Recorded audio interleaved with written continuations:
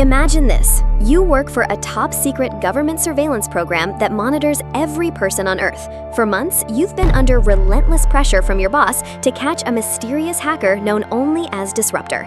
After countless sleepless nights, you finally track the signal to a building. Just as your team moves in, disaster strikes. Massive meteors begin crashing down across the globe. Amid the chaos, your estranged, lazy son calls you out of the blue, begging you to listen. He hints at secrets about the government, but you dismiss him, until he says something that sticks in your mind. Digging deeper, you replay one of Disruptor's most recent videos. By stripping away the voice distortion, the truth hits you. The hacker you've been hunting all along is your own son, the very person you've been monitoring day and night. And to make matters worse, the boss driving you to catch him may be the very reason Earth is under attack. Welcome to Sandy's Timeline. Today, we're covering the 2025 sci-fi thriller, The Wars of the World. Don't forget to subscribe, like, and share. Let's dive in. Let's rewind a few hours before the chaos begins. We meet Will Radford, a Department of Homeland Security officer working in a vast surveillance program that monitors nearly every person on Earth, including his own family. That includes his pregnant daughter, Faith, his gamer son, Dave, and Faith's boyfriend, Mark, who works as an Amazon delivery driver. It's clear that Will and his kids share a strained relationship. The tension isn't just from his constant intrusion into their privacy, it also stems from his workaholic lifestyle, a habit that only worsened after the death of his wife. While assisting FBI agents in tracking the elusive hacker known as Disruptor, Will gets a call from his close friend Sandra, a NASA scientist. She warns him of massive climatic disturbances that her team can't explain. But since Will doesn't work in climate or weather, he repeatedly brushes her off, staying focused on the Disruptor operation. As his team closes in on their target, disaster strikes. A massive shockwave rocks Washington, D.C., cutting off their signal. Switching over to drone surveillance, Will witnesses a horrifying sight: gigantic meteors plummeting from space, striking across the globe. His screen lights up with alerts from international outlets, all reporting the same catastrophic event. Finally, he notices Sandra's urgent messages flashing across his phone, each one telling him the same thing: take cover. Sandra makes her way to one of the impact sites where a meteor has crashed. She begins describing the strange outer shell to Will and the other security officials, but the shell begins to cracks before the feed suddenly cuts out. Elsewhere, FBI agent Sheila, who happens to be on one of the crash site, keeps her camera rolling. What she captures is terrifying. The shell cracks open and a massive robotic machine emerges. Similar machines begin rising from craters all over the world. When threatened, the machine lets out a bone-shaking, agonizing scream before unleashing its full power. Then it unleashes its power, firing a searing blast of lasers that tears through everything in its path, instantly killing Sheila. Will expands his surveillance to a global scale, watching in horror as the machines spread across the planet. They move with ruthless precision, targeting humanity's lifelines: fuel supplies, transportation networks, power grids, water treatment plants, power stations, even military bases.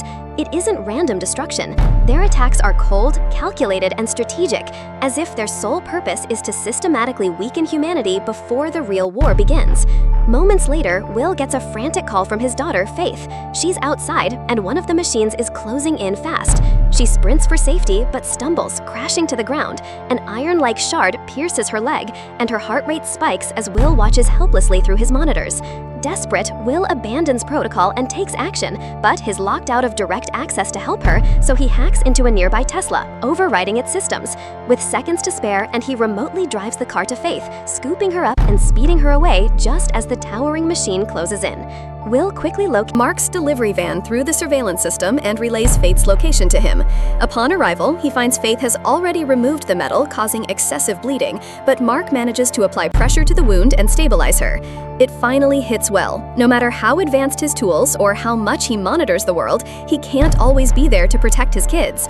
Will is summoned to a high-level meeting with DHS Director Donald Briggs, U.S. Secretary of Defense Walter Crystal, and the President.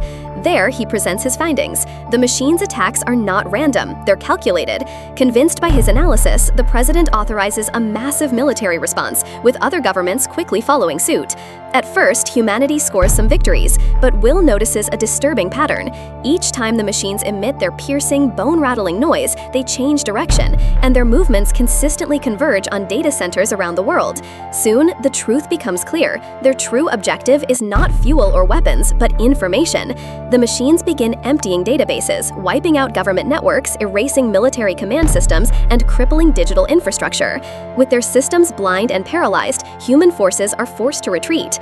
Worse still, the larger machines deploy swarms of smaller, insect-like drones. These creatures infiltrate the data centers, extracting whatever knowledge and intelligence remains. Each transfer strengthens the alien machines, making them faster, deadlier, and more unstoppable as they continue to overwhelm Earth's defenses. As Will continues monitoring the chaos, a final notification flashes across his screen, his Facebook account. He watches in despair as the last digital memory of his late wife is wiped clean. While closing out his tabs, something catches his eye, the Disruptor's page. One cryptic message stands out, and with voice decryption, Will makes a shocking discovery. Disruptor is his own son, Dave. Almost immediately, Dave sends Will a link containing classified files on a secret surveillance program known as Goliath. Digging through the documents, Will uncovers a staggering truth. Alien ships had visited Earth before, and the government knew their lifeblood was data. Despite repeated warnings that activating Goliath could expose Earth to them, DHS Director Donald Briggs authorized it anyway. Outraged, Will confronts Briggs, who coldly insists his decision was necessary to protect humanity.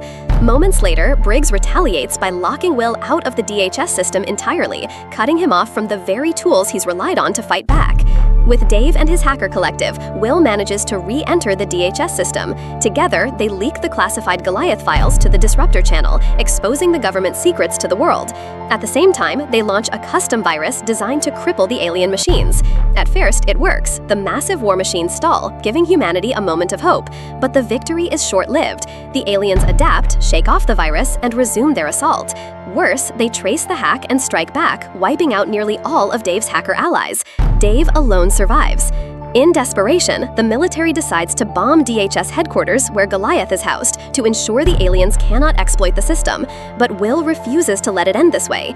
Using a variation of Faith's cancer-fighting code, secretly hidden on a flash drive delivered by her boyfriend Mark, Will breaks into the bunker beneath DHS. He manages to shut down Goliath just in time, instantly causing the alien machines worldwide to collapse. With Goliath offline, the military aborts the bombing run. In the aftermath, Will and Dave are hailed as heroes. Briggs's betrayal is exposed and he is arrested.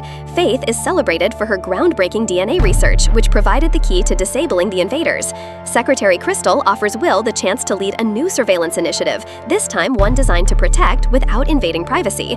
Will turns it down with a sharp smile, replying, "Now I'm watching you." Instead, he heads to Faith's baby shower.